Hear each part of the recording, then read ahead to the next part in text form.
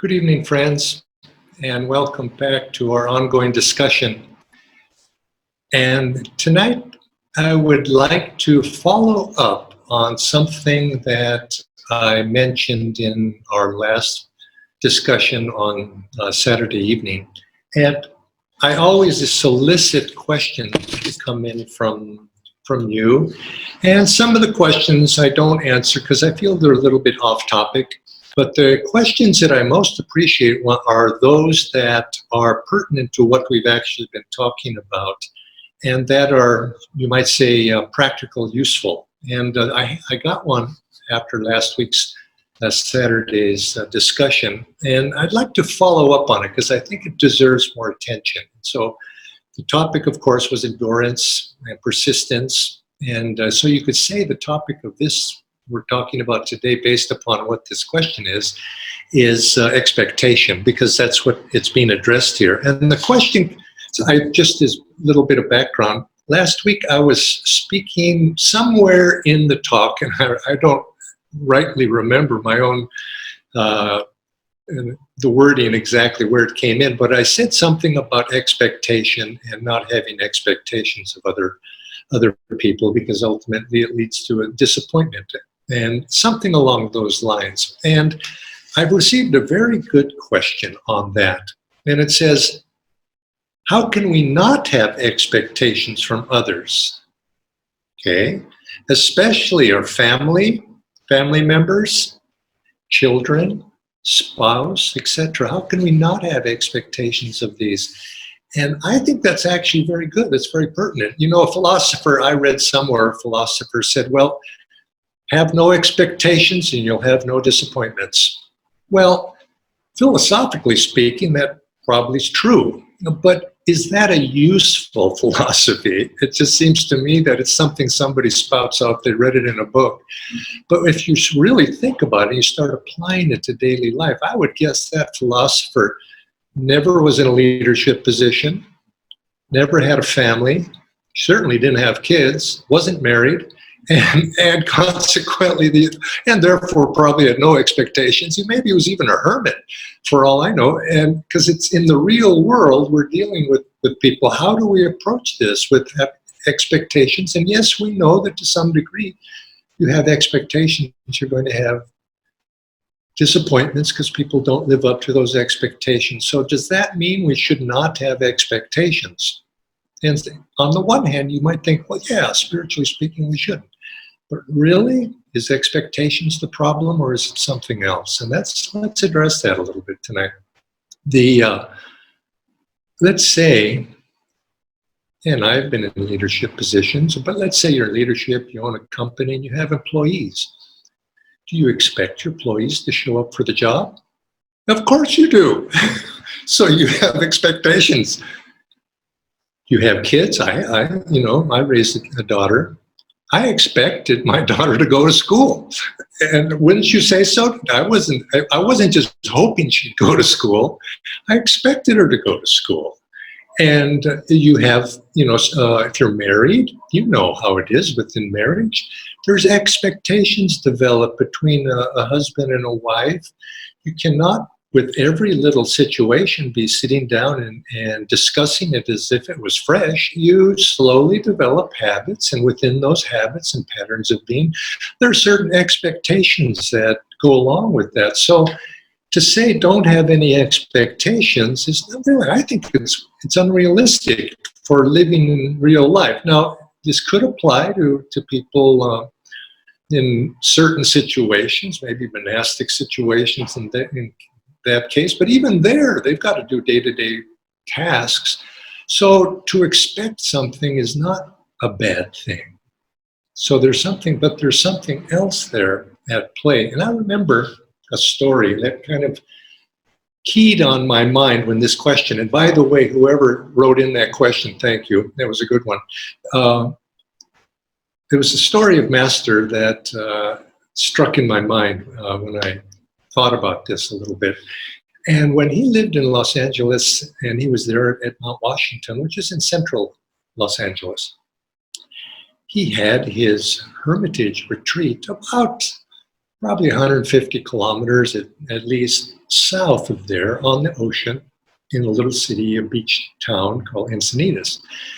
And he would come and go there, and he had a driver who would drive him. And when he would go from Mount Washington down to Encinitas, it was his habit, his pattern. He would have the driver stop at a little bakery there on the way, because this bakery made a very nice shortbread. Now, if you're from Pune, you know the shortbread from Pune is very nice. So it was kind of like that. And so he would stop in that place, and he'd go in, and the lady there would recognize him because he'd come in regularly, and he would get some shortbread, and then he would go on his way. Well, one day he was driving along, and he told the driver, stop at the bakery. He got out, went in the bakery, and went up to the woman as normal, to get the shortbread. And the woman says, "Oh, sir, I'm so sorry. We don't have any today. I'm all out." And Master was taken aback a momentary, and he's sort of he sort of looked up and he says, "Mother," it was sort of like asking, "What happened? Why?" Or I think he went out, the story is he went outside before he sort of, "What happened? Why?" And at that moment, the lady came running out of the store with the bag in her hand, says, sir, don't go. I had baked this batch for another customer, but I'd like you to have it. I can bake another batch for that person. And Master just smiled, because he had asked Divine Master, why? Or Divine Mother, why?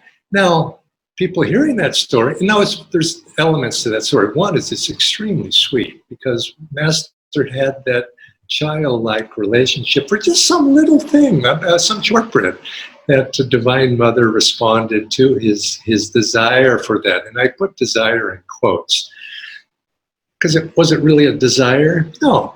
Was it an expectation that there would be shortbread at the bakery? Did Master have an expectation? He did have an expectation, or he wouldn't have stopped and gone in and got the shortbread, or tried to buy the shortbread.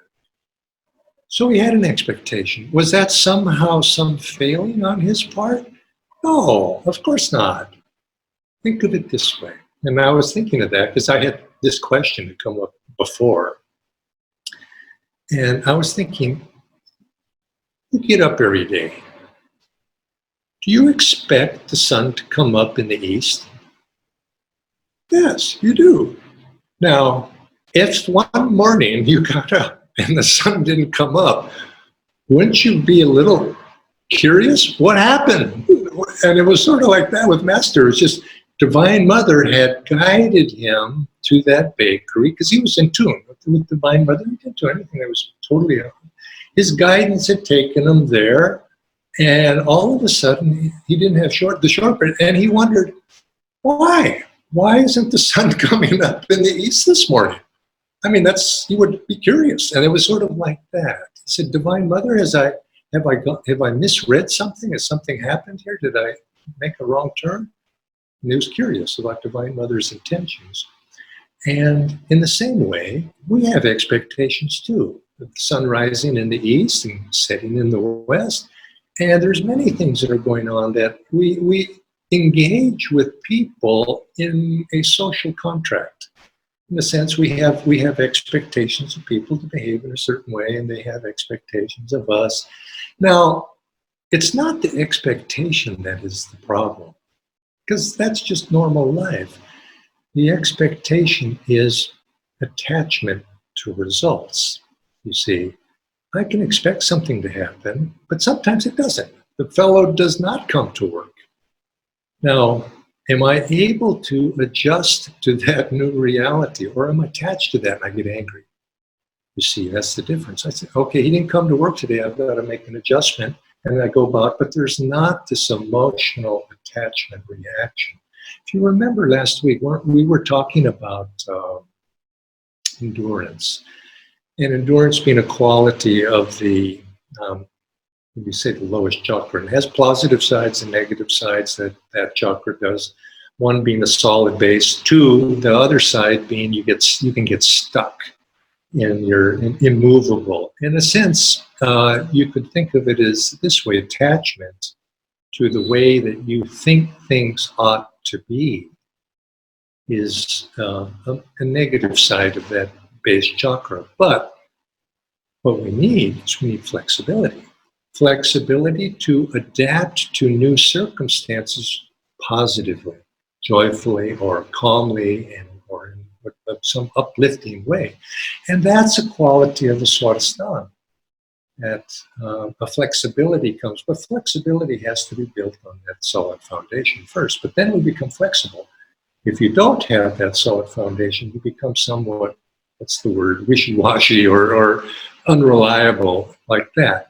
So the ability to adapt. And so the problem is not with so much expectations, as long as there's not that deep-seated attachment to the results. And doesn't this sound very similar to what Krishna advises us in the Bhagavad Gita? And I want to just read that. I thought about that, and I want to read the appropriate slokas. Second chapter. O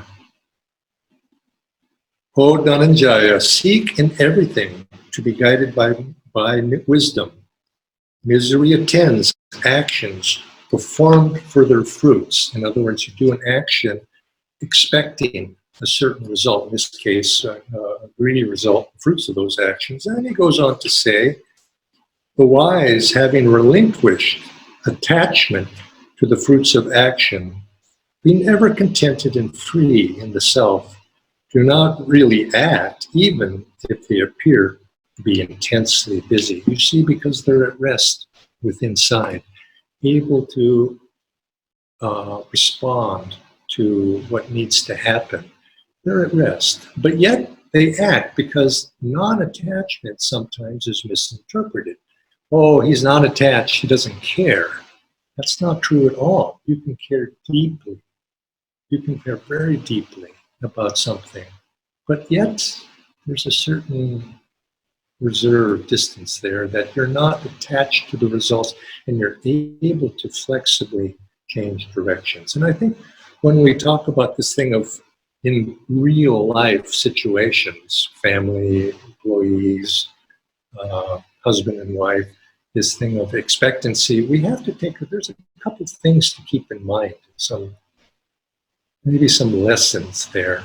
Now, one is to have realistic expectations, and you're more likely to be less attached. You know, when you get very unrealistic expectations, there's a lot of personal desire implied in that. You want things to be a certain way, or else you're not going to be happy.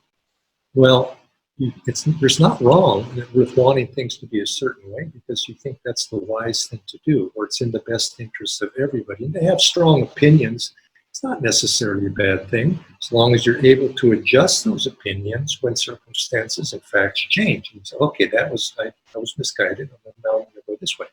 So, for example, I mentioned I have a daughter, and when she went to school, she was okay student. She was an okay student. She wasn't very good at math and science and the hard subjects like that. But she is still, she's a very good artist. And she took up art as her career direction and has done quite well with it. But at the time, I tended to be, when I went to school, I was a good student in the sciences and math and those hard sciences sort. And so I think in my mind projected a little bit upon my daughter that she should be that way too. After all, the apple should not fall too far from the tree. And so I think that was in the back of my mind, but I got over it. And I came to finally realize that I expected her to go to school. And I expected her to try in school, do her best, in other words. And I hoped she would get good grades. You see, I didn't expect in those areas, at least, I didn't expect the results to be in a certain way, but I hoped for them. And I think that was a little bit more realistic, and because sometimes you see this as, and I have to say, I do see this quite a bit more in India than in the United States. There's a great deal of expectation placed on children going to school by their parents. And when it comes time for the final exams, you know how it is, that season of exam season. It's not just an exam season for the kid. It's an exam season for the whole family. They hunker down and, and that kid's better perform. And, it's a lot of pressure on those children to have. And those expectations are sometimes misguided. And I thought that was really, you probably remember that movie, Three Idiots. I thought it was really well portrayed with that one student. Of course, he wanted to be a photographer. And his father, of course, had other ideas. But you know what I mean. Now, this is being realistic and having expectations and having hopes, being able to separate those two. And it applies differently. We have expectations for our children that evolve as the children get older. Isn't that so?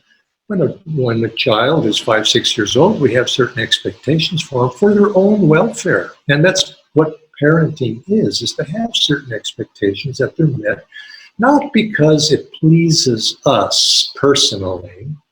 It's just because it's for the best of everyone. It's best for the child primarily. But we so expect the child to behave in a certain way, to learn to look for the traffic left and right. And if they don't, we have to correct them and we discipline them appropriately. As the child grows up, though, sometimes parents' expectations don't release, and the kids get older. I've known many a young person who had to try to escape their parents because so much pressure had been put on them for their expectations of what the son or the daughter should be doing. But yet, it was an adult they were dealing with by that time. So there are these family bonds, and I think you all understand what I'm saying here. It wasn't so much the expectation, it was the attachment to it, and the inability to adjust one's realities to a new set of circumstances. In this case, the child's now adult, making their own decisions. Children or the parents have to adjust to that. The other thing is to have positive. I think that we look at our expectations. Are they realistic? Are they positive expectations? Now look, Master and our teachings encourage us. They encourage us to have expectations. Don't we say, or Swami used to always say, expect success. You see, have an expectation that you're going to succeed if you embark on something. Is one thing I always remember. He said, expect to be lucky. Or he would say, try to meet luck halfway, but expect to be lucky, and you'll find that the likelihood will be that you are lucky. And he gave all sorts of examples of that. Beginner's luck, things working out really great. And then you start thinking about it and rationalizing it and getting too mental about it, and all of a sudden your luck changes. And so we think, well, it's just statistical. But there's something to it. If you expect the world to respond to you in a certain way, oftentimes it will. And isn't this true also when you meet somebody? If you approach a person with a positive expectation, this is a good person, this is going to be a good situation, and you approach it, that person responds in that way. So there's this exchange. But think of what happens if you haven't expected, oh, this guy's going to be boring. This guy's going to be a dud. I don't want to, and he's not going to give me anything to my fundraising appeal if you put it on that. Well, of course, the circumstance, you'll find that your expectations are realized, because expectations are putting out a vibration. I expect to be healthy in this coronavirus infection environment. Now, the scientists might say that's not going to do you any good at all. I don't believe that. And I think that if you go deep into that thought of expectation, of success, and of health, I expect to be healthy. I'm going to wake up tomorrow and I'm going to be healthy. You'll find that you strengthen that aura around yourself with those positive expectations. And I have a good friend. He told me many years ago. I've told this story many times. He said he was practicing a technique, and he recommended it to me, and I took it up, and I found that it worked. He said, when I go to sleep at night, I carry this thought into my mind, into my sleep. Tomorrow is going to be the best day of my life. Tomorrow is going to be the best day of my life. And he went to sleep, or at least tried, with an enthusiastic approach. And getting up the next day, he woke up with that enthusiasm. Now it's today, the best day of my life. And if you can embed that thought in the subconscious part of your mind, it has great power to change you. So yes, here we have. It's not, I hope tomorrow is the best day of my life, because immediately when you say that, you're implanting the thought that it might not be. So consequently, expectations are not the problem. It's attachment to that. So let's say I wake up the next day and I don't feel so good. Well, I'm not going to be attached to that. I'm not going to hold it against the fact that I was affirming it. And I keep trying. I have not yet succeeded in my affirmation. You might say, I haven't failed. I just have not yet succeeded. So if we approach life from that thought of success, expect success. And if it doesn't happen, it hasn't happened yet. Implied in that is it will, sooner or later. And you'll find this is a good way to approach life. Other thing is it's often been noted in spiritual teaching that when we pray, we should pray believing. You see, if half your mind is saying, "Oh, these prayers are not going to do any good at all," why am I even saying these prayers? Nobody's listening up there.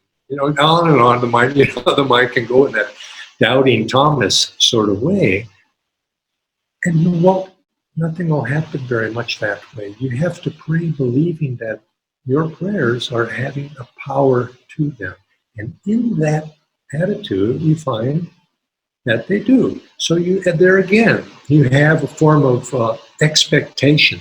Expect to be healthy, expect to be wealthy if you wish, expect to make friends, expect to be magnetic. And you'll find that in this way, that's a positive use of expectation. But at the same time, your happiness is not dependent upon what happens outside of yourself. These things happen. I want to be successful, but it didn't work out outside. But who knows what success really is? Because true success is something inside of yourself, not outward circumstances. And so see if you can take these a little bit into it and put them to work. See if they're not true for you. And you'll find that little by little, will begin to, your whole attitude toward life will change. And so thank you for that. I hope whoever it was that asked that question, I hope that gives a little bit more clarity. Yes, in the practical world, we do have expectations in this way. And it's not a wrong thing to have those expectations.